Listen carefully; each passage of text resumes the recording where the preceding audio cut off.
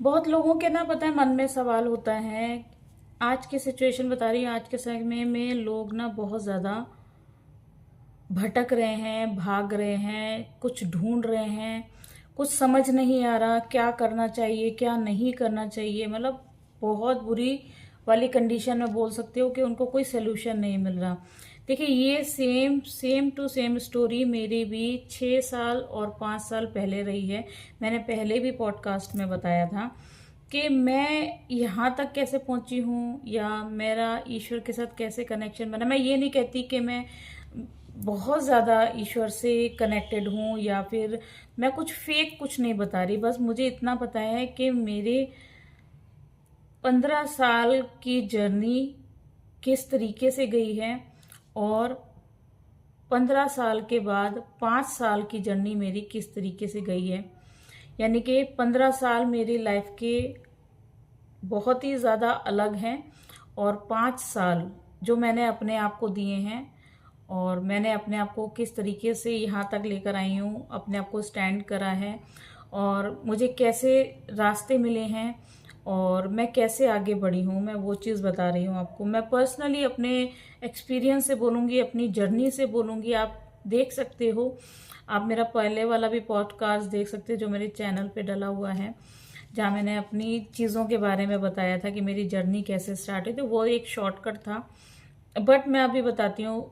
मैं one by one ही अब आपको बताऊंगी कि मेरी जर्नी स्टार्ट कैसे हुई। मैंने ये देखो, मैंने पहले ही स्टार्टिंग से, ये मेरी 5 या 6 साल की जर्नी है। इसके अंदर इसमें मेरे एक एक एक्सपीरियंस हैं कि मैंने क्या फील किया या मेरे साथ क्या होता था और मैं समझ नहीं पाती थी कि इन चीज़ों के आखिर मतलब क्या होते हैं। इन चीज़ों का जो कुछ सपने होते हैं और आपको इंडिकेशन दिया जाता है, आप कैसे आगे बढ़ते हो, आपको क्या करना होता है।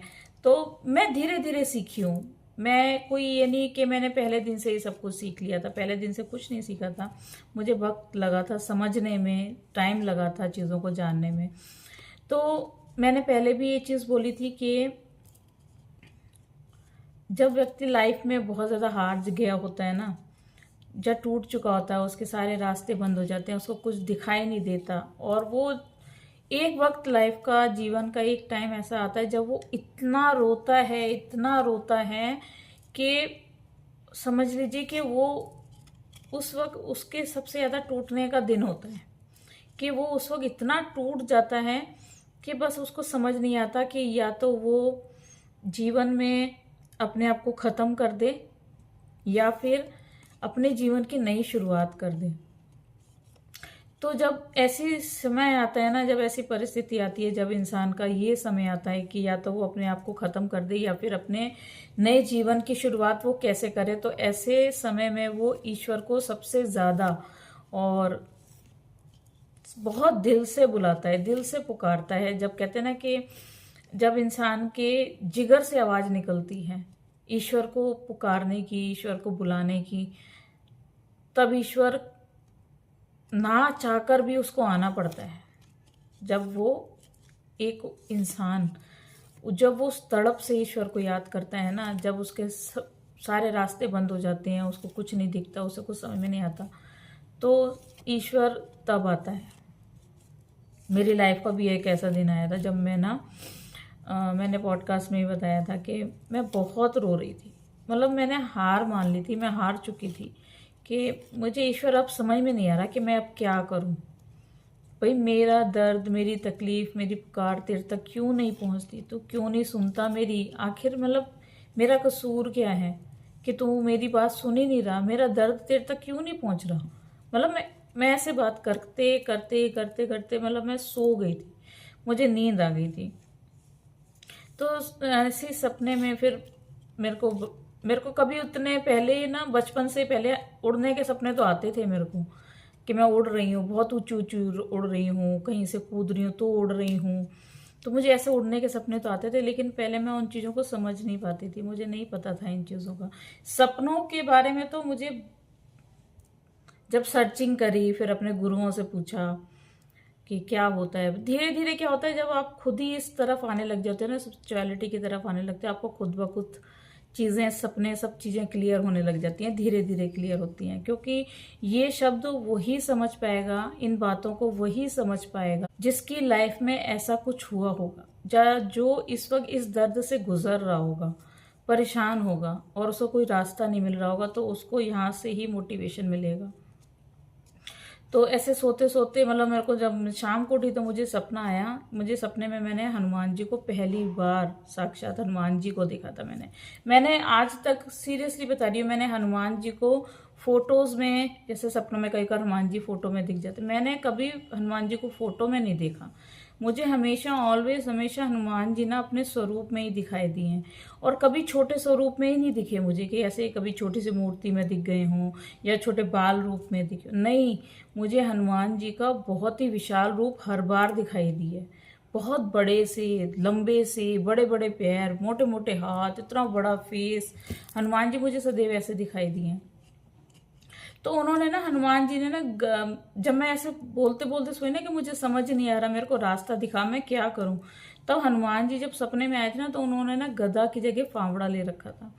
मेरे सेम शब्द यही पॉडकास्ट में भी होंगे, आप देखना। और मेरे सेम शब्द मैं जब भी लाइव रिकॉर्ड कर रही हूँ, मेरे शब्द भी सेम ही होंगे।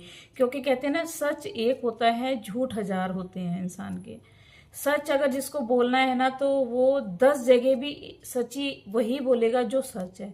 लेकिन झूठ वो 10 जगह सोचता रहेगा कि मैंने पहला क्या झूठ बोला था, दूसरा क्या झूठ बोला था, तीसरा क्या झूठ बोला था।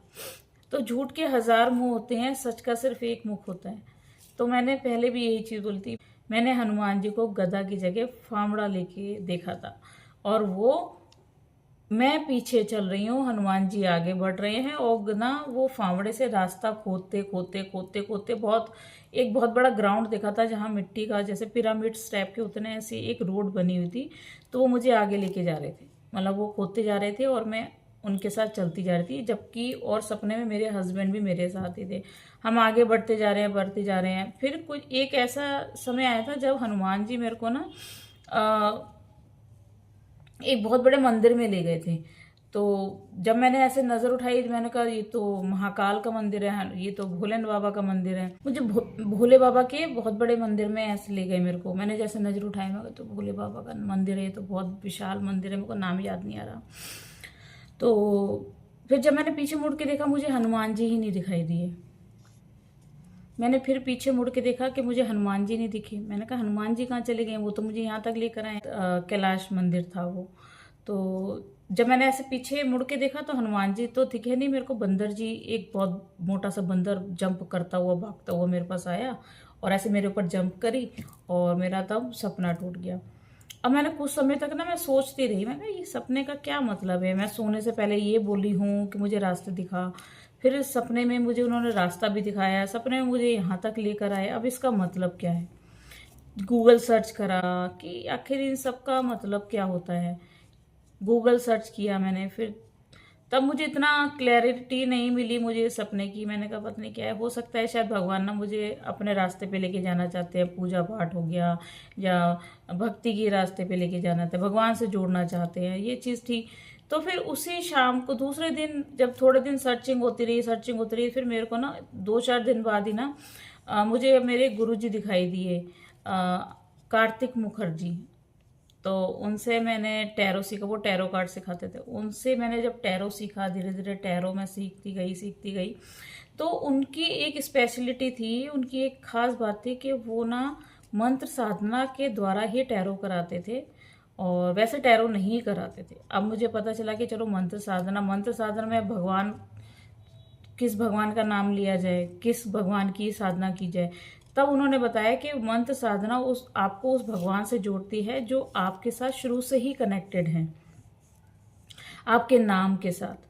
तो उनका एक मेथड था कि नाम के अकॉर्डिंग, कुंडली के इस भाव के अकॉर्डिंग, 9th हाउस के अकॉर्डिंग आपके कौन से आपके कौन से ईस्ट बनते हैं।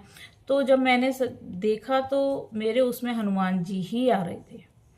तो मैंने साधना करी, और उसके बाद धीरे धीरे मेरी लाइन ऐसे आगे बढ़ती चली गई। मैं आगे बढ़ती गई, टैरो करती रह गई।